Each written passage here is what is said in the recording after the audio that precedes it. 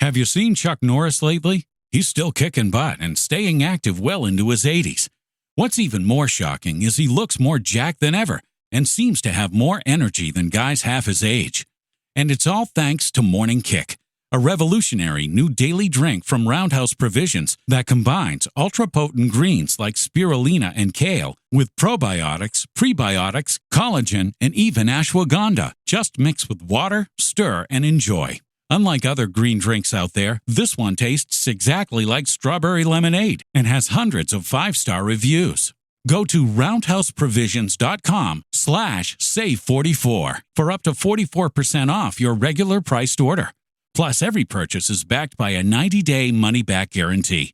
So if you want to experience smoother digestion, a boost of energy, and just an overall healthier body, then go to roundhouseprovisions.com/save44 today. These statements have not been evaluated by the Food and Drug Administration. This product is not intended to diagnose, treat, cure, or prevent any disease. Results can vary.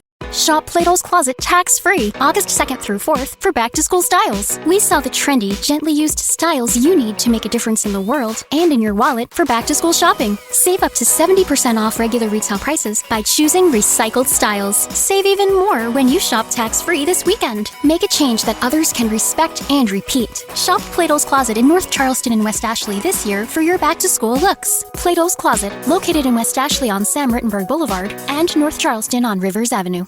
The following podcast may contain discussions supported by science that may be considered dangerous to some listeners and conspiracy theorists. Discretion is advised. The 3 Down Greencast is brought to you by Lucky Bastard Distillers, Saskatchewan's premier distillery, and by the Pile of Bones Brewing Company, brewed in the heart of Regina.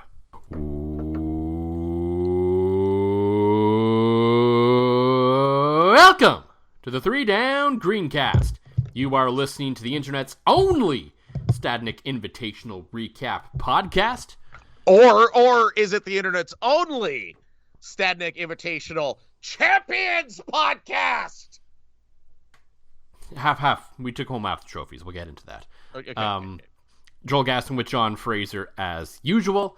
Lots to get to this episode. The Riders beat up the Bombers physically last Friday night at Mosaic Stadium in what felt like a changing of the guard kind of game after being sort of dominated and haunted by the Bombers for years outside of Labor Day.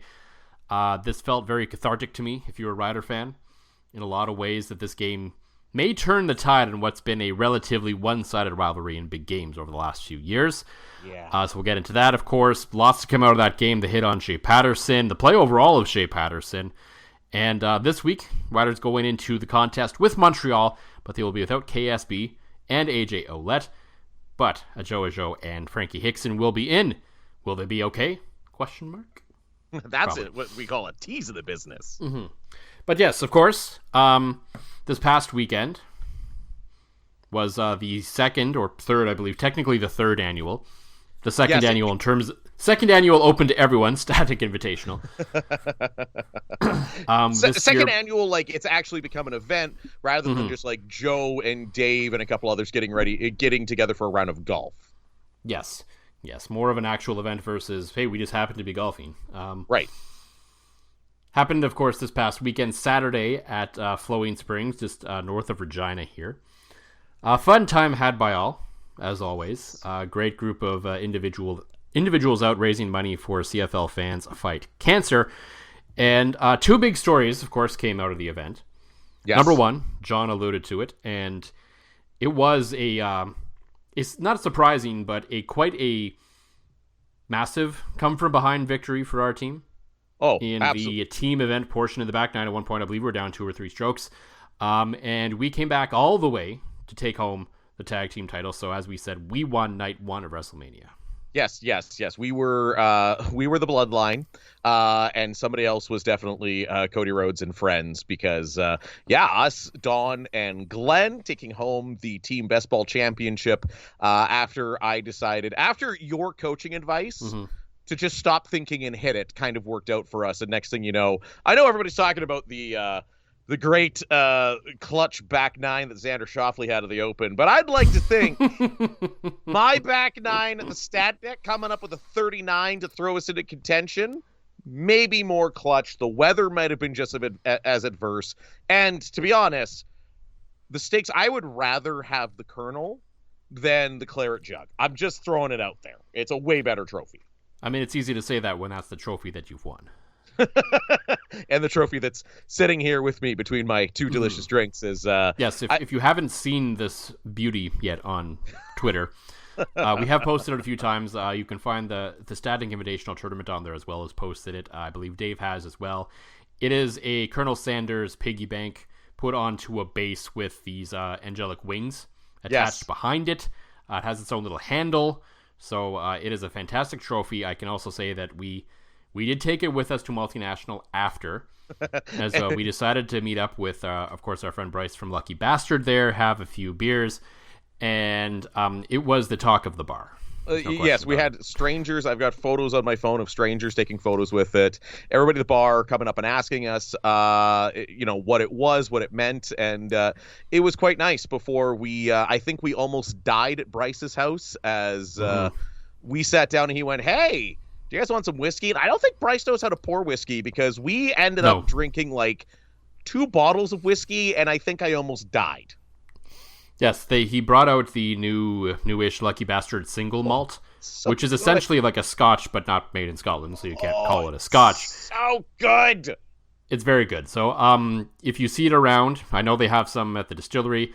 It's at Vic Square here in Regina and the Co-op as well. The Harborlandy one, I believe. And it's probably around a few spots in Saskatoon as well. I'm not sure, though. Oh. So yeah, if you can find it, well worth the investment on that one. We've also been told there's some other whiskeys coming down the line, so stay tuned, of course, from our friends from Lucky Bastard as well there. Yeah. However, if we won night 1 of WrestleMania, we have to discuss as well the fact that despite shit-talking for basically an entire year, not quite a year because it wasn't a full calendar year between events, because last year was in September, this year we're in July, John has been talking about the fact that, especially because a friend of the show, Mark Johnson, was afraid to defend his title at this year's event, that he was going to win this thing in a walk. AI even installed me as the betting favorite at like -100. And then... And in fairness to AI, that was based on who showed up last year.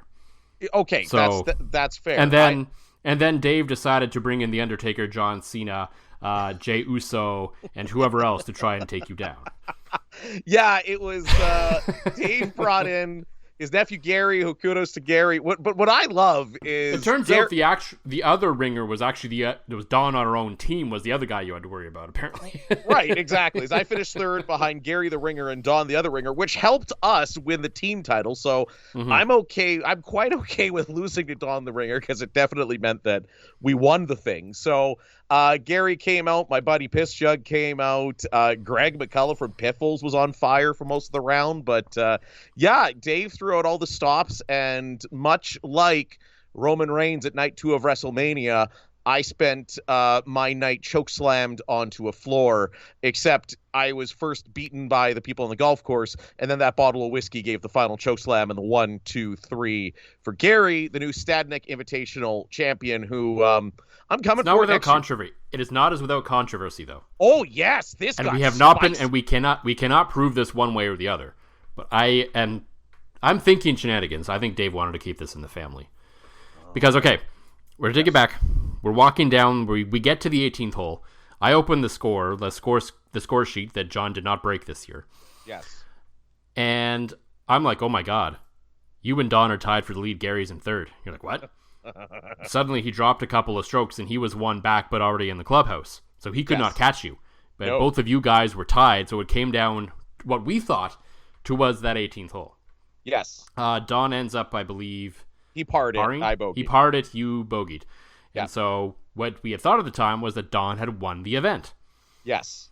So, well, cool. Great. Good for him. Yep. We get back to the establishment where the after party was happening. And Dave tells us that he apparently made an error on Gary's scorecard. He put down a 6 on one hole that should have been a 4, and he was actually the winner. I mean, in fairness, I didn't break the spreadsheet, but I did make the same error. Yes, when you caught it before everyone else thought someone else had won.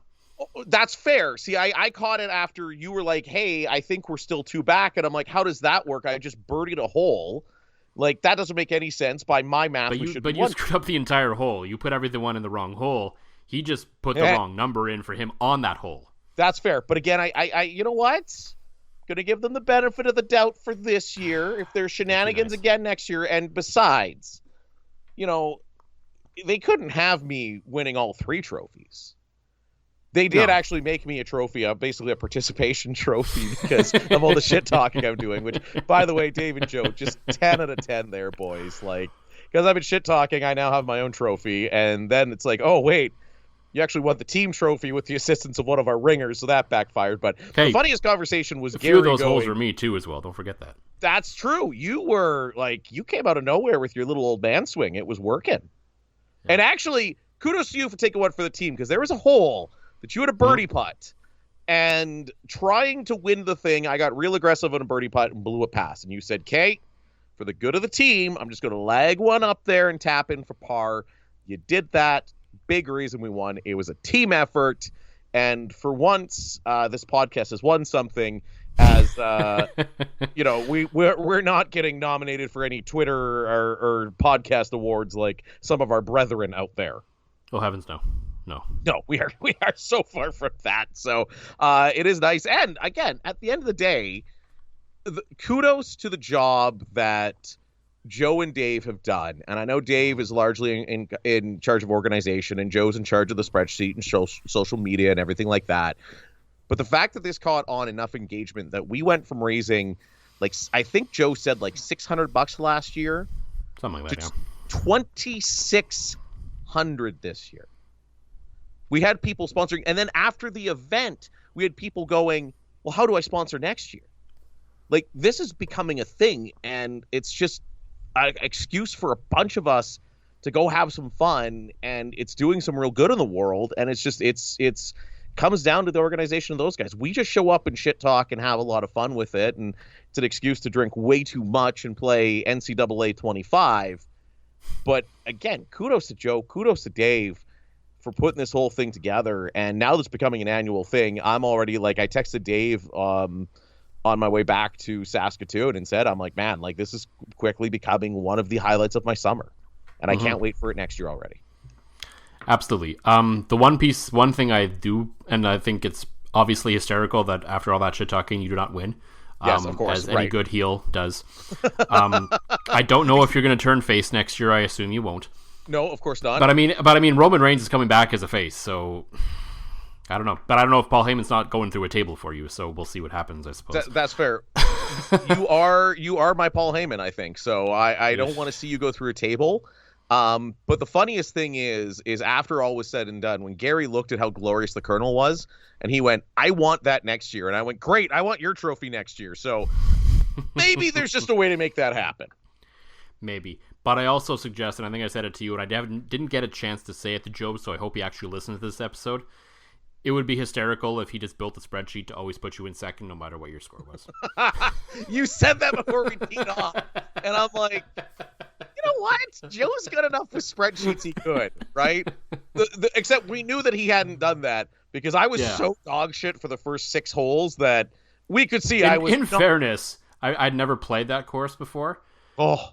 And that is a hard first few holes to a golf course for anyone who isn't a professional golfer. Oh my God. Well, even talking to, I know Pat and I and Greg and I were talking about it, the how deep the rough was and just how punishing it was. It was really, and the greens were fast and the fairways were slow, but it was good. And I know that course has caught some flack on social media for, they said, oh, these people are grumpy and they check your bag and you have to leave a credit card deposit, which for the record, the credit card info is right on their website, right? I've never rented a cart unless it's in Atikokan, Ontario, where they know exactly where I live if they find my cart in the swamp, that I haven't had to at least fill out some information or leave a driver's license or cell phone or address or anything, right? So there's a lot of bitching online about that course, and the customer service was fantastic. The guys at the front were unbelievable. Asked me if I've ever played before. Gave me a yardage book, which was huge. The guys picking up carts, like even like they did have a few marshals out that morning. They were all super friendly, making sure that everything was going around. And because let's face it, we got some guys, and myself on some holes included, that aren't very good at golf, right? No. And you know, you're going to have to keep the pace up. But there was no BS, there was no flack, there was nothing. The course was in amazing shape. So kudos to Floating Springs. I definitely would like to give that one another go. I think it's challenging, but it's not unfair. Right? No, for sure. There's some tricky holes that you're going, okay, you really have to. And I think that was the hardest part of the whole round was as it got hotter and hotter, keeping your brain sharp and going, okay, I need to add 2 clubs to this. I need to, you know, my carry here needs to be 230. I can't be 250. Right? So it was draining mentally, like that's for sure. So that's the only time I'm going to sound like a real athlete while discussing this tournament. Yeah, we will, of course, get to discussing actual real athletes here in a little bit, as the Riders, they beat the Blue Bombers 19-9 last week, moved to 5-1, a very emphatic win despite what was sort of a close point differential. So We'll get into that and a bunch of stuff from that game and more, but for the Pile of Bones Brewing Company, John, what is in the glass this week? In honor again of our friend Bryce from Lucky Bastard and our partnership with Lucky Bastard Distillers, I am double fisting a Lucky Bastard Saskatoon Berry iced tea and a Lucky Bastard Gambit gin with ice, lemon, and lime. So tasty, so good, and really, this is the first drink of anything hard I'm having since about 10:30 p.m. at your place on Saturday. Because woof.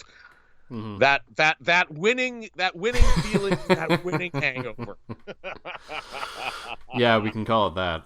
So, oh boy, that was. How are you feeling? There was peel back the curtain here for this 8 listeners now we've up to thanks to Bryce and Hannah. Peeling back the curtain, you and I were debating doing this episode last night or Sunday night, kind of tongue in cheek saying it about Sunday night, and you're like, if we do beers, I'll have to fake it. I'm like, fair enough. I'm in the same boat. Let's just do this Tuesday. Yes. Yesterday, I probably could have gotten through. I was like, Sunday was bad. Yeah. Monday, I was like generally fine, but you know how you can still kind of tell that you feel just a little bit off still? Yeah. That like, I wouldn't say I was hungover by any stretch of the imagination, but I was still just like, I'm still not 100% yet. Today, I'm fine. So Yeah, me too. Hence is why I'm lying back into it and lay into a few more so I can feel less fine again tomorrow. For me, courtesy of our friends at the Pile of Bones Brewing Company, I have the Vienna style lager, which is it's kind of like a lighter red, which is nice. It's like a lager, but kind of malty-ish. So it's nice, easy drinking, and I have a bunch of it in my house now because I was supposed to give about half of it to you and forgot. In fairness, we both forgot. It wasn't until like you text. I was about halfway home, and I'm going, oh, I still smell of whiskey. And then you texted. You're like, hey, I was supposed to give you some of that beers. And never before in my life have I just gone, no, I'm good. I think I'm good right now. Then we didn't have to drink them right away, obviously. I still the mere thought of it, the mere thought of anything but coffee, hydration, and energy drinks on Sunday. Couldn't even do it. I probably would have just died, like just keeled over and died had I even put those beers into my minivan. I guess I saved your life and by extension this podcast. There you go. And our chances at winning the Saskatoon men's Bonspiel or becoming back-to-back Colonel champions. Mm-hmm. Well, I mean, if we could actually win the men's, either here or Saskatoon, that would be pretty crazy. That would be a miracle. That would be some kind of accomplishment. Because usually we lose about every single game until we absolutely have to win one to stay alive, and then we do. Which is funny because and mostly, again, because not that we're bad curlers, but we really like drinking and curling, and we find ourselves a DD and a coach and 5 guys. So, or we're playing a legend of the province, the chance to beat him, and you convince Luke to throw a hero bomb. You're not still bitter about that at all. No, not in the slightest bit. Much like I'm not bitter at all about Friday's game. Rider fans definitely not bitter, as they took it to the Winnipeg Blue Bombers on Friday night. I don't think there's any other way to put it. I know it wasn't exactly like an offensive slugfest, which I don't think anyone was expecting. But when you come into a game with a team that needs to run the ball to be good or any semblance of good on offense, and a team on defense that is very much geared and loves to stop the run, this had a disaster written all over it for the Winnipeg Blue Bombers as far as I was concerned. That was among the reasons why I picked them on 3 Down Nation this week, that being the Riders. Also because I just did not really believe that the Winnipeg Blue Bombers were actually back yet. No. I felt they beat an Ottawa team that's kind of up and down and is beatable, and they beat a Calgary team that, other than last week against BC aside, had generally been pretty atrociously defensively. So... Yeah, 2 up and down. They took advantage of a couple teams that could be hit or miss, and one of them being Ottawa with their backup quarterback. Yeah, so that's kind of what happened, and you felt it right away. I felt it right away as soon as watching the game, like early on. You would watch that Rider defense get out there, and you're like, these guys are out for blood today, for lack of a better term. Like they weren't. Yeah. I don't think they were purposely trying to seriously injure anyone, but I don't think we're revealing any secrets here that there are times where, yes, football players are trying to hurt each other out there, like actually. Yes. And it definitely felt like the Riders. I don't know if they were just still a little mad after the amount of yardage they gave up to BC the week before, but they certainly weren't going to let anything close to that happen again. They did what we kind of figured they would have to do, which is take away Brady Oliveira on the ground and try to make Zach Collaros beat you, and all he really could accomplish was swing passes to Brady Oliveira. I'm so glad that others are starting to see this, that the blueprint's been out there for a while with Winnipeg as to, if you can stop the run, you're going to beat them. Like that's what it comes. They love to play bully ball, which is great. That's how they do. When they get rolling up front and they hit you in the mouth on offense and you go down, they get going downhill. That's how they win games. How do you win that? You punch them in the mouth before they even get a chance. And that's what it was. Like, you're right. We're not suggesting, there was a bounty gate or these guys were out to kill or seriously hurt. No, these guys wanted the Bombers to feel, I think the best way to say, you said they were trying to hurt them. I think they wanted them to feel every hit, right? Yeah. You've got hits in football that you get up, you shake yourself off, and you're fine. I've been watching a lot of Receiver on Netflix lately, and I'm starting to see really that side of the game. Great show, by the way. But they came out like every hit was to hurt, was to leave you bruised, to leave you battered. And Winnipeg has done that to them so many times, with the exception of Labor Days, that it really, again, the old wrestling reference, it feels like when the face finally gets over on the heel, right? Yeah. It finally felt like that moment that they were coming over the top. And again, exposing, we make all the jokes that we want about being, Zach Truthers on this podcast. And they continue to just, every team this year has essentially been able to expose that Zach Collaros is not Tom Brady, even though he's being paid basically like Tom Brady was in his old days of the NFL. We've been saying this for years, that Zach Collaros is not that good. Sorry, we've been saying he's good, but with a great team. There's nothing I've seen out of this guy that suggests to me that he's a good quarterback anymore. And they've got $600,000 of cap room tied up into this one guy. Meanwhile, Rasheed Bailey's out there in Toronto still ripping off massive returns and everything. It's just, I know I have to look at this like we do so many things on this podcast as a bigger picture and go, okay, yeah, Winnipeg's been really good. This is the price they've paid. But man, it's still like, I still get so pissed off, especially while watching the broadcast. And I was texting you, I only watched the first half because I had to get up at 5 a.m. to head down for the Stadnek. So I watched the first half. And to just see the way that some people's heads are so far up the asshole of Zach Collaros. Like, he's struggling right now.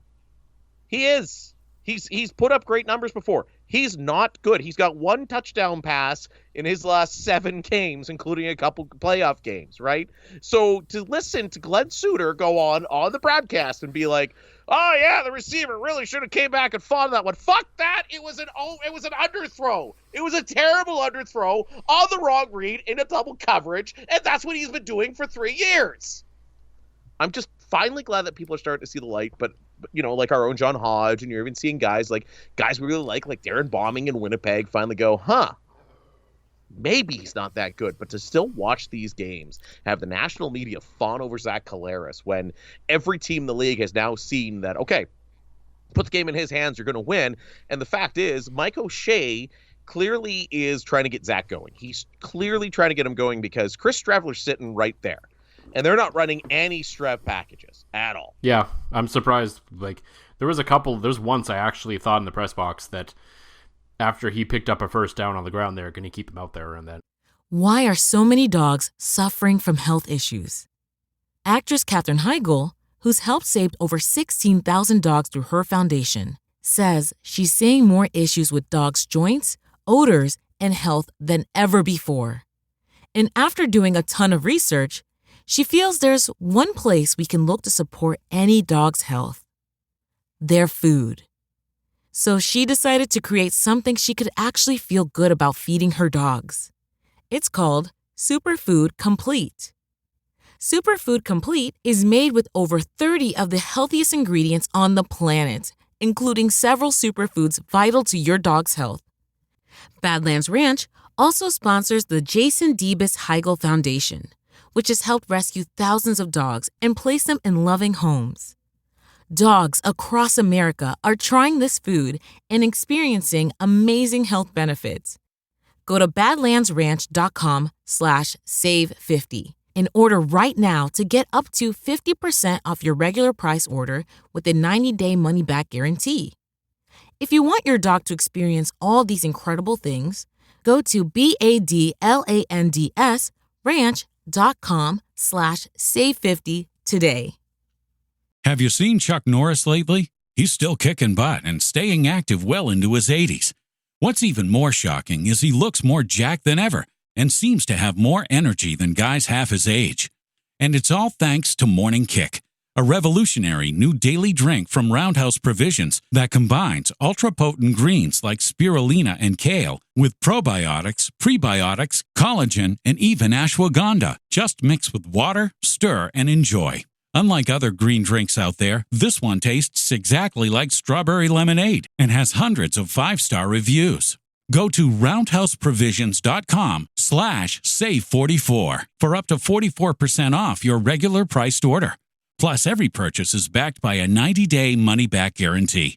So if you want to experience smoother digestion, a boost of energy, and just an overall healthier body, then go to roundhouseprovisions.com/save44 today. These statements have not been evaluated by the Food and Drug Administration. This product is not intended to diagnose, treat, cure, or prevent any disease. Results can vary. Want a website with unmatched power, speed, and control? Try Bluehost Cloud, the new web hosting plan from Bluehost, built for WordPress creators by WordPress experts. With 100% uptime, incredible load times, and 24/7 WordPress priority support, your sites will be lightning fast with global reach. And with Bluehost Cloud, your sites can handle surges in traffic no matter how big. Plus, you automatically get daily backups and world-class security. Get started now at Bluehost.com. they didn't. Well, they almost always did. Like when this team is clicking. You could usually count on at least once a game after he comes in for short yardage, he would stay in there for a little bit. Right.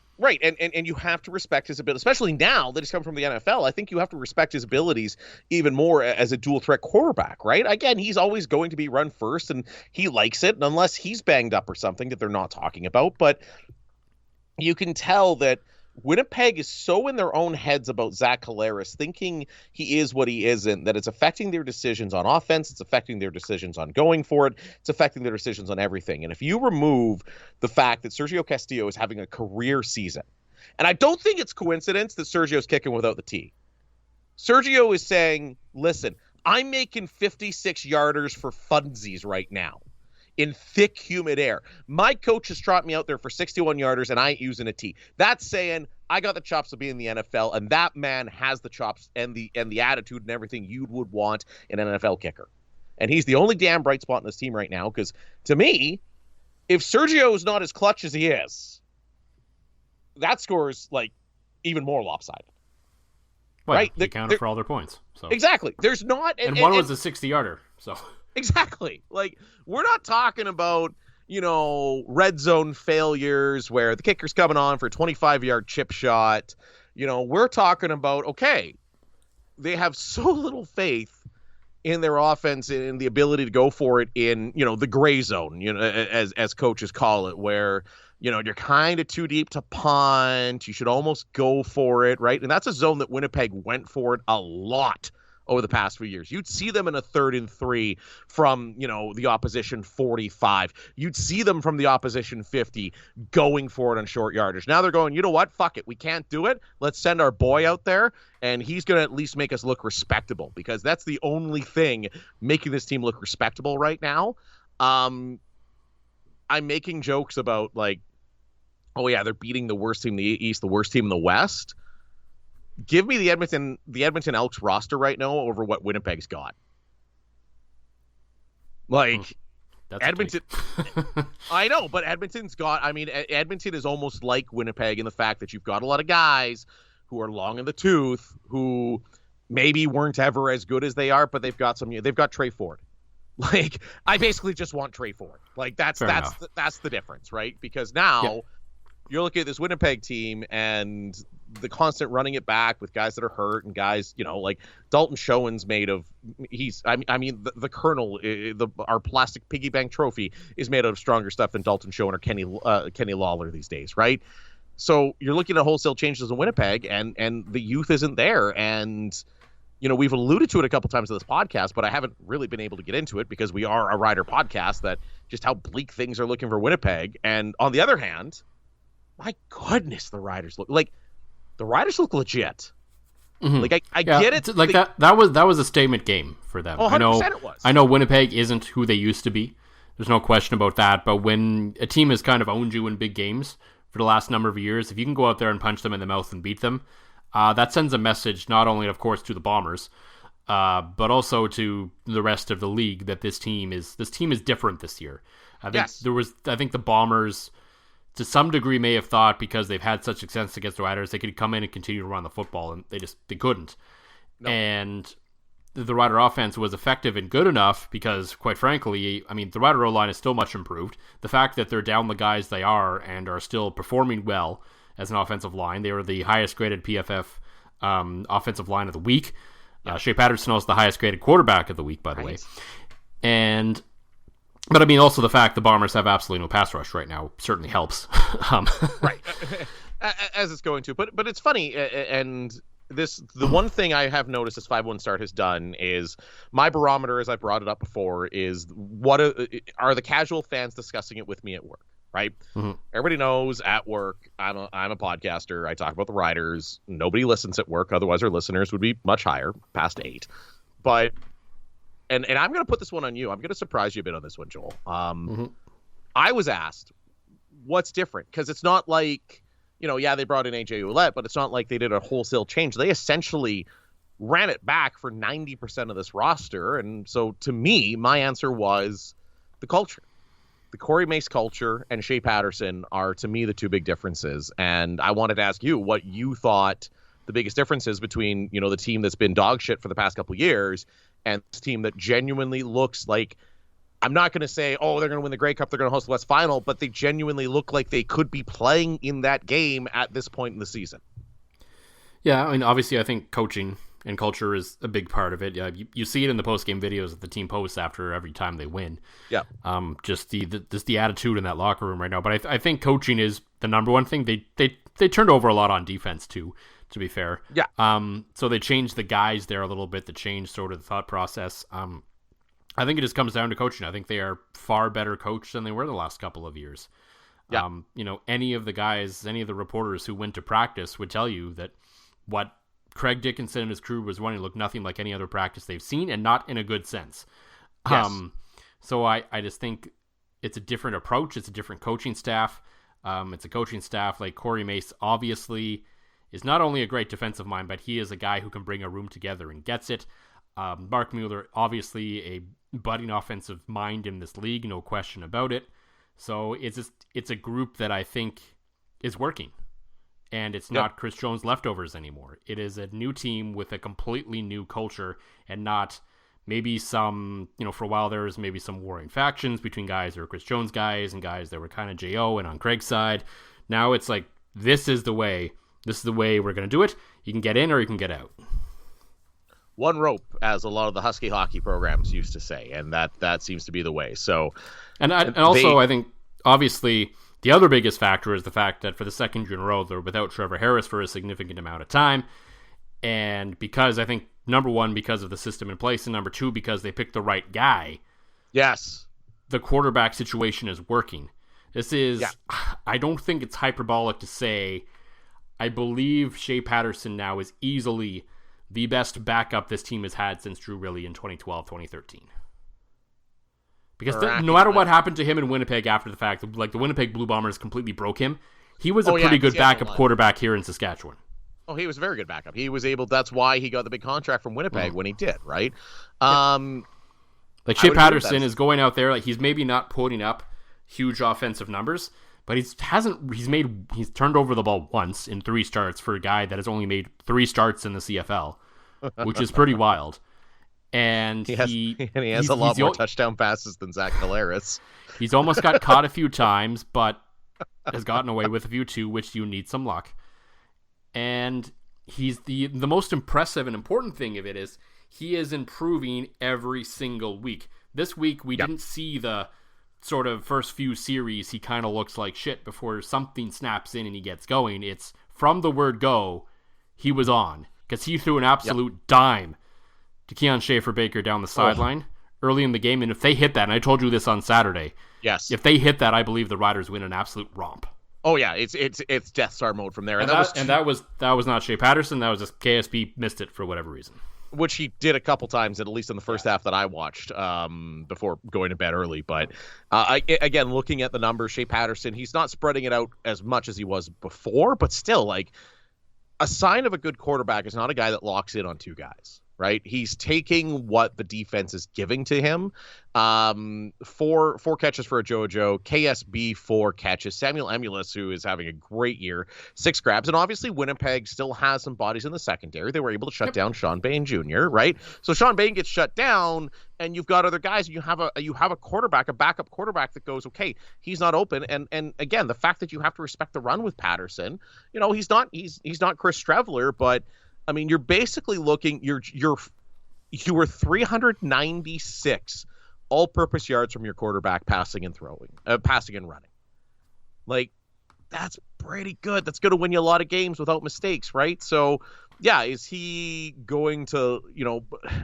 Could he win an offensive shootout with the BC Lions right now? I don't think so.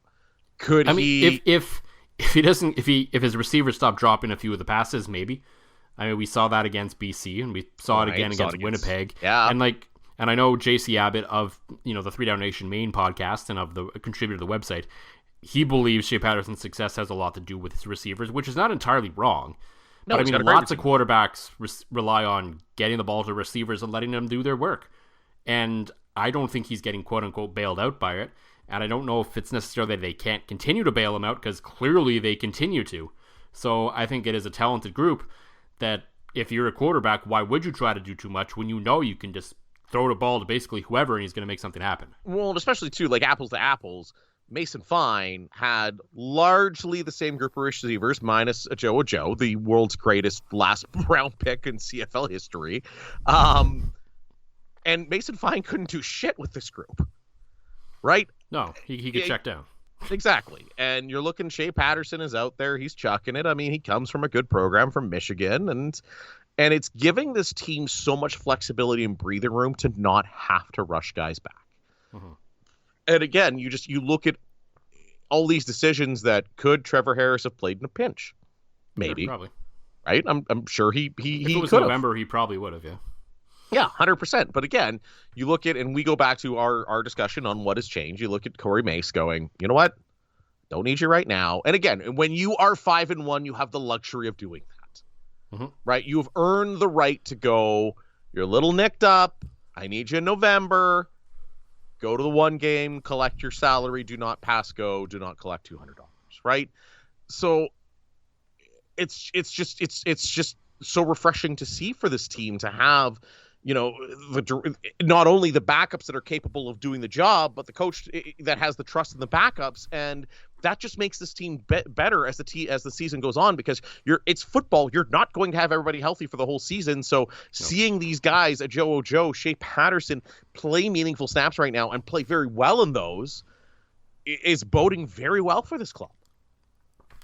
Yeah, and they will go into Montreal as has been noted at this point. Joe Ojo will be in for Keon Schaefer-Baker, who's a little banged up and won't be playing. Same with AJ Ouellette, who no specific real injury there. He's just kind of been, you could see it the last couple of games where by the end of the game he's clearly hurting. And so that's kind of where that has gone. So they decided, why take you across the country to Montreal and play what is always a tough game for us, especially on a Thursday night. We'll let Frankie Hickson go fresh, and that's what you got to do. I think especially at running back, and it just shows that Corey Mace gets it, and he trusts his guys, and they got the depth right now, which comes back to Jeremy O'Day, who I know, and myself included, were maybe a little skeptical of him sticking around. Clearly, he's got this roster dialed in now and deserves a ton of credit for it. No, you're absolutely right. And I love JoJo's attitude. He's already just saying, today, I got to perform until Big Bro gets back. This kid just has a great attitude, which is good to see, because that was the biggest knock on him. That's the only reason he was taken in the 7th round That's the only reason he went from Clemson to a community college. Literally starting in your freshman year at Clemson to a community college, right? It's not something you see. So his redemption arc has been awesome. I love seeing it. And like you said, if you have an opportunity, and there's been a lot of discourse about that, a lot of talk about that, about the shorter weeks and guys getting hurt. And I know McLeod Bethel Thompson has talked a lot about it. We've talked a lot about it. Lots of guys have talked a lot about it, that it's not a great spot to be in. So, yeah, I mean, you can throw in Frankie Hickson, who I think, just based on being fresh, this O-line being very good, and needing to respect Shea Patterson's ability to pass, Frankie Hickson could have a very big game in Montreal and might be a key to them winning against the Alouettes, who are without Cody Fajardo. Yeah, without Cody Fajardo. So a big opportunity for the Riders to go into a tough place to play for them and come out potentially, and I mean, the Lions are off this week, so they would come out being the first place team in the league, which I don't think is a conversation any of us thought this team would be having. Nope. But it's certainly worth that. I mean, they still could lose too. Right. But the most important factor through all this is they're going to be going in there still with Shea Patterson. Yes. And because, of course, we all know at the end of the game now, I probably meant to get to this sooner, but we just missed the end point, but whatever. Y'all obviously saw it. Everyone's talked about it, heard about it. It was the last play of the game. They ran the run around with Shea Patterson. Yeah. All of us upstairs were like, oh no, what are you doing? I was like, at least put Jack Cohn or someone else out for this. Did we learn nothing from last year when Trevor Harris took a big hit and hurt a rib and didn't miss time, but you could tell was banged up? Let a running back go back there.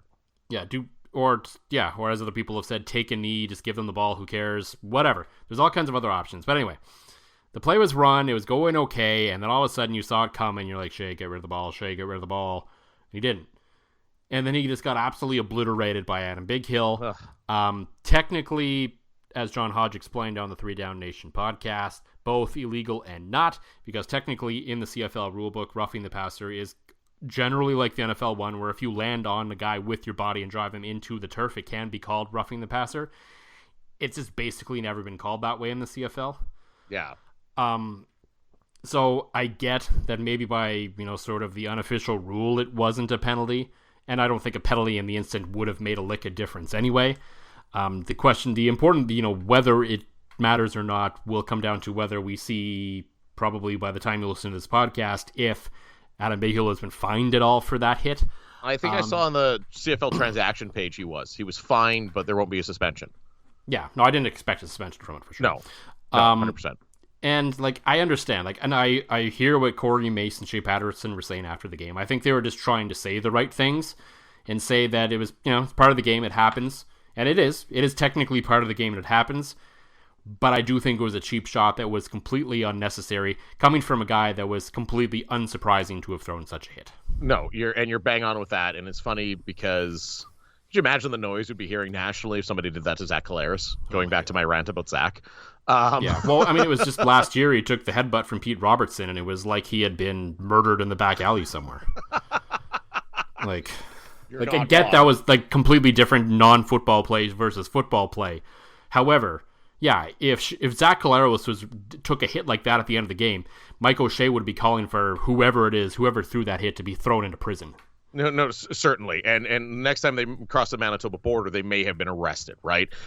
Two things on that. One, as much love as we give Corey Mace, this is just another one of those small mental errors I think he made.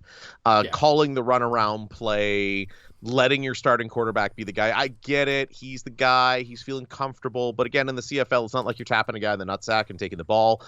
You're snapping it back to a guy, and any athlete back there is going to catch the ball, right? So put anybody back there. Put a punter back there. Put a kicker back there. Put a receiver back there. Let them run around. They're better suited to take hits. They take more of them, right? It was a dumbass hit by Adam Big Hill, and it's deserving of a fine.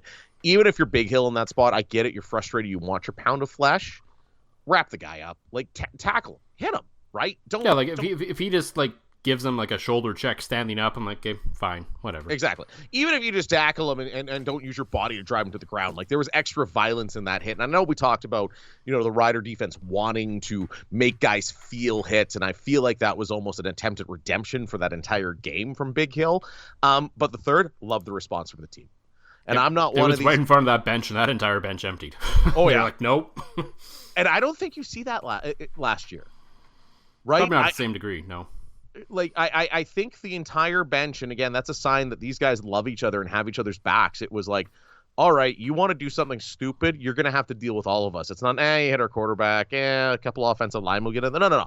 It's like, you hurt one of us, you hurt all of us. So I love the response, didn't love the play. And Big Hill has just literally all he is in this at his career right now. And I know he's a great human. I know he's done lots for charity, and I'm strictly making this observation off of his play on the field. He's just that Simpsons meme of Ralph Wiggum going headfirst through the window these days. Shop Plato's Closet tax-free August 2nd through 4th for back-to-school styles. We sell the trendy, gently used styles you need to make a difference in the world and in your wallet for back-to-school shopping. Save up to 70% off regular retail prices by choosing recycled styles. Save even more when you shop tax-free this weekend. Make a change that others can respect and repeat. Shop Plato's Closet in North Charleston and West Ashley this year for your back-to-school looks. Plato's Closet, located in West Ashley on Sam Rittenberg Boulevard and North Charleston on Rivers Avenue.